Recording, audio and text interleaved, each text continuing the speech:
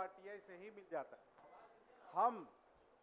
हम सरकार से जानना चाह रहे थे महोदय, और हमको पता है ये हम माननीय सदस्य जो पंचायत प्रतिनिधियों से जीत के आए हैं, ये उनका चिंता है।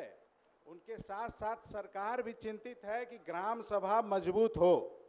लेकिन आए दिन जिस तरह का आदेश, जिस तरह का नियम आ रहा है महोदय, आए दिन निकलता है, वो खुद अपने आप में दर्शा रहा है कि आप जरूर नियम और कानून के तहत आदेश देते हैं, लेकिन आपकी दिशा और दशा वो है, बंद हो जाता है।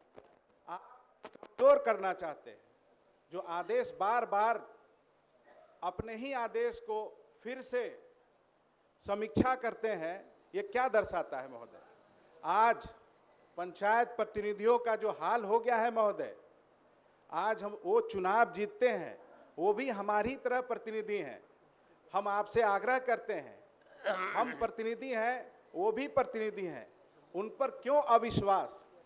आज कुछ दिन पहले जिस तरह का आदेश आया था, आप लोग फिर कह तो रहे हैं कि हम उस पर समीक्षा कर रहे हैं, लेकिन कोई स्पष्ट उस पर निर्णय नहीं आया कि 15 लाख से कम का हम टेंडर करेंगे, जो वो कार्य होगा उसका टेंडर करेंगे।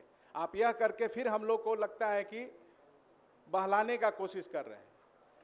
पंचायत प्रतिनिधि टाइट एंड टाइट से तो परेशान था ही महोदय।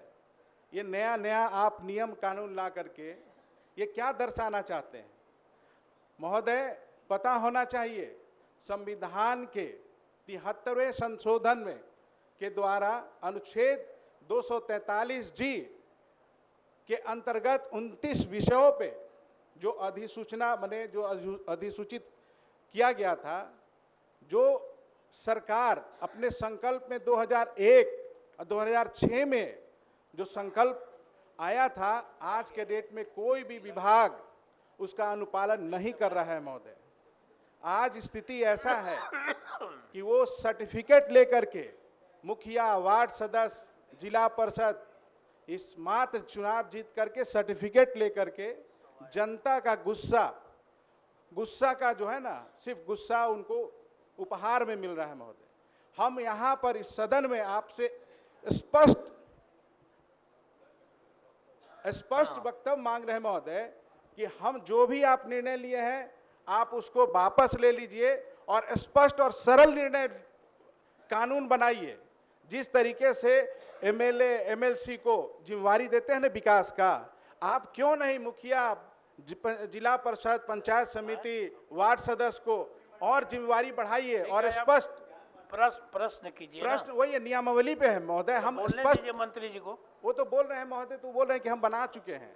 जो भी बना है महोदय नियम, आज तक कितने मुखिया वार्ड सदस्य को वो पता है? ये जलेबी की तरह घुमा हुआ है महोदय, किसी को नहीं पता है। आज बन के 3 साल हो गया है। इवन हम बता रहे हैं, आज टाइट एंड टाइट, कच्चा पक्का वर्ग की कहानी में इतना उलझा हुआ है कि पंचायतों का विकास बाधित है महोदय।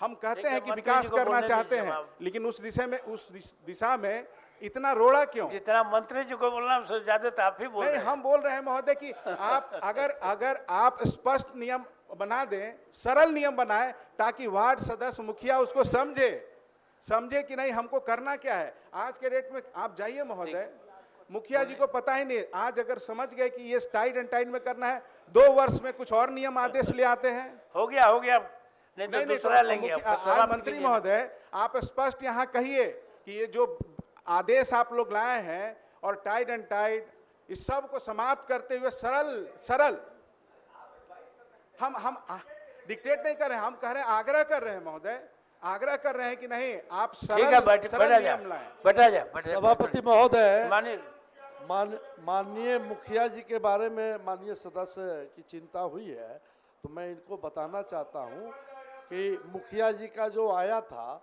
वो हम लोगों ने ख़त्म कर दिया, इसलिए उस पर तो कोई चर्चा ही नहीं होनी चाहिए।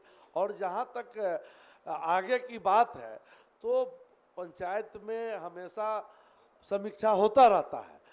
माननीय सदस्य हमको लिख करके या अपना सुझाव देंगे तो हम लोग समीक्षा करके ठीक है, और इसको लागू करा देंगे। अच्छा है, माननीय सीधा सदस्य सुझाव की जो दे चिंता है बोलिए। उसको हम लोग खत्म कर देंगे। कब तक हम इस तरह से चलेंगे महोदय? आप सुझाव लिख के दे दीजिए ना, हम लोग राजा कर बोलने देंगे दीजिए उनको, क्या बोल रहे हैं? महोदय, एक दो बात की तरफ मैं ध्यान आकृष्ट करना चाहूँगा कि जब नियमावली ऑलरेडी बनी हुई है तो नियमावली को या तो व्याख्यात किया जाए, उसकी पूरी व्याख्या हो, या नियमावली की आड़ में जो सरकार बार बार संशोधन करके पत्र निकालती रहती है वो कहाँ तक सही है। और उससे जो हम लोग भी इस प्रश्न से आच्छादित होते रहते हैं जब क्षेत्र में जाते हैं। अभी जो निकला था कि मुखिया जी का जो टेंडर वाला, तो वो ये कह रहे हैं माननीय मंत्री की ख़त्म कर दिए हैं, लेकिन इस तरह की बार बार हो रही है।